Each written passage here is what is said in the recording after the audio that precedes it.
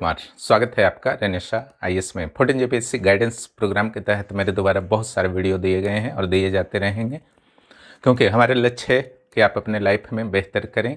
और अगर सिविल सेवा की तैयारी के लिए समय दे रहे हैं तो डाइवर्सन से आपको बचाया जाए, क्योंकि अधिकांश बहुत सारे मामलों में आप देखते होंगे कि लोग 10-15 साल से सिविल सेवा की तैयारी कर रहे हैं, फाइनली सक्सेस नहीं मिला। इसमें गाइडेंस का अभाव होता है, गलत रास्ते का चुनाव करते हैं, बार बार रास्ते बदलते हैं, उनके पास कुछ भी उचित रणनीति नहीं होती, उनकी सिविल सेवा की शायद समझ में कुछ कमी हो जाती है, जिसके कारण उलझा हो जाता है।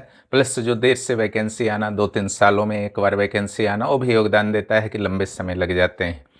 लेकिन अक्सर स्टूडेंट्स के द्वारा मुझसे प्रश्न किए जाते हैं कि हर दिन कितने घंटे पढ़ना चाहिए, कितना समय लगेगा।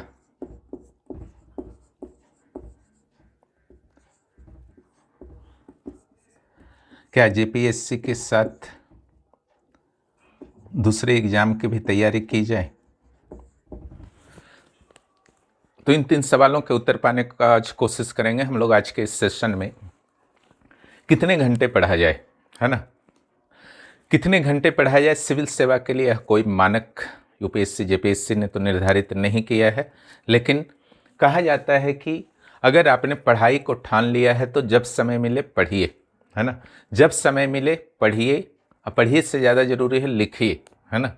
पढ़ने का तो यहाँ बात ही नहीं है सिविल सेवा में, क्योंकि जो अभी मैं शुरू में बात कर रहा था कि कितना समय लगता है, पढ़ने वालों का बहुत ज़्यादा समय लग जाता है, सफलता भी नहीं मिलती। आज इन 3 मुद्दों पर चर्चा हम लोग करने वाले हैं कि कितने घंटे स्टडी करना चाहिए, कितना समय देना चाहिए, और जेपीएससी के साथ दूसरे एग्जाम्स का स्टडी करना चाहिए या नहीं, प्री प्लस मेंस एक साथ स्टडी करना चाहिए या अकेले अकेले, प्री प्लस मेंस के साथ क्या इंटरव्यू भी स्टडी करना चाहिए, करेंट का कैसे स्टडी किया जाए, है ना। इन सारे मुद्दों पर हम लोग आज शॉर्ट में चर्चा करने वाले हैं। देखिए, घंटा कोई मैटर नहीं करता है, गुणवत्ता मैटर करता है ना। और सिविल सेवा में एक चीज़ हमारा याद रखिएगा, पढ़ने का तो कोई मैटर नहीं होता है, लिखना मैटर होता है।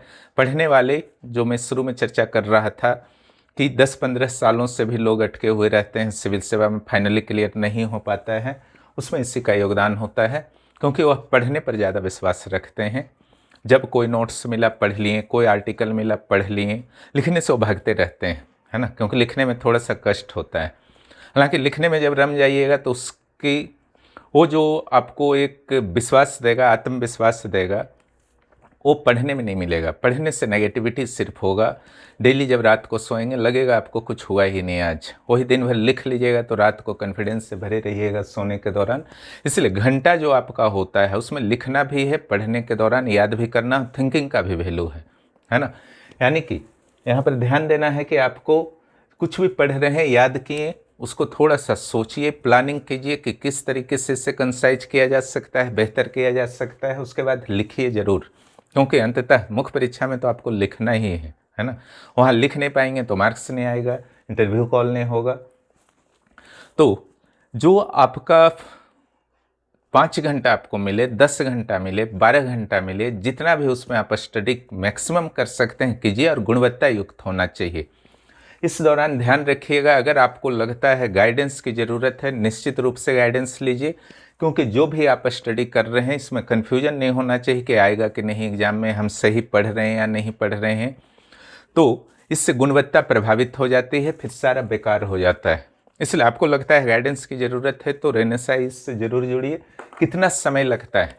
समय जो सिविल सेवा का जहाँ तक बात है तो सिलेबस तो अपने आप में विशाल है, उसकी समझ बहुत इंपॉर्टेंट है।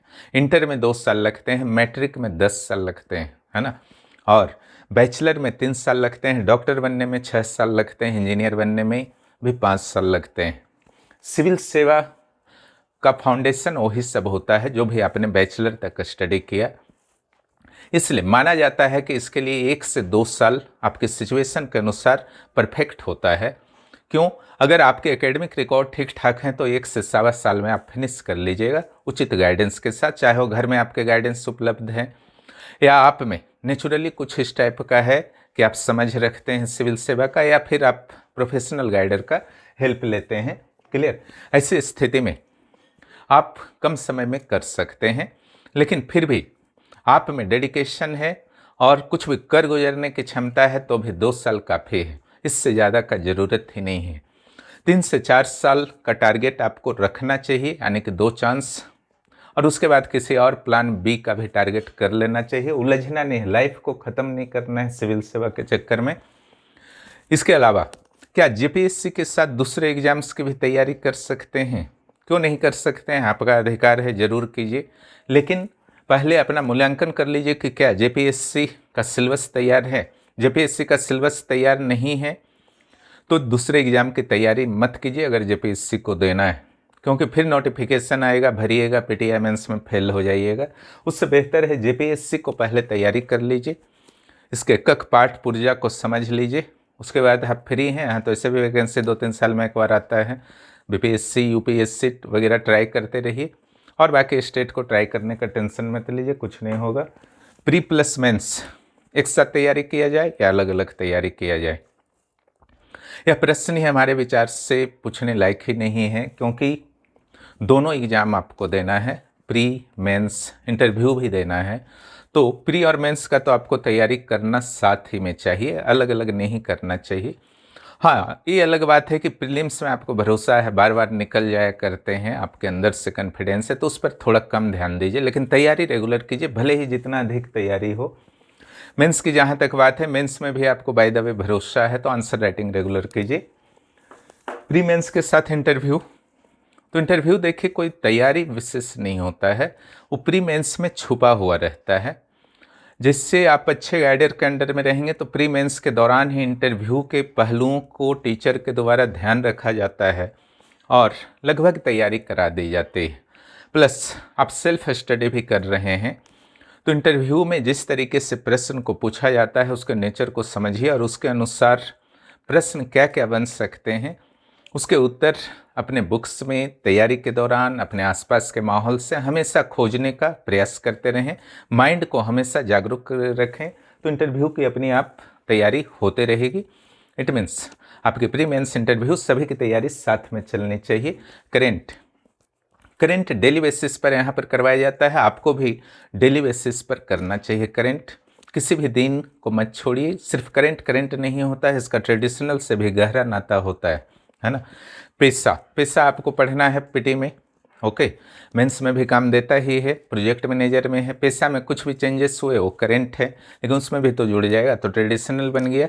उसी तरीके से चाहे कोई भी न्यूज आपका आ रहा है पॉलिटिकल क्षेत्र से, इकोनॉमिकल क्षेत्र से, किसी न किसी सब्जेक्ट में आपको काम देगा ही, इसीलिए उसको अलग नहीं मानना है करेंट को। और करेंट जो है लास्ट आवर में पढ़ने की ज़रूरत नहीं है, और रेगुलर स्टडी कीजिए, निश्चित रूप से करेंट का टेंशन आपको नहीं रहेगा।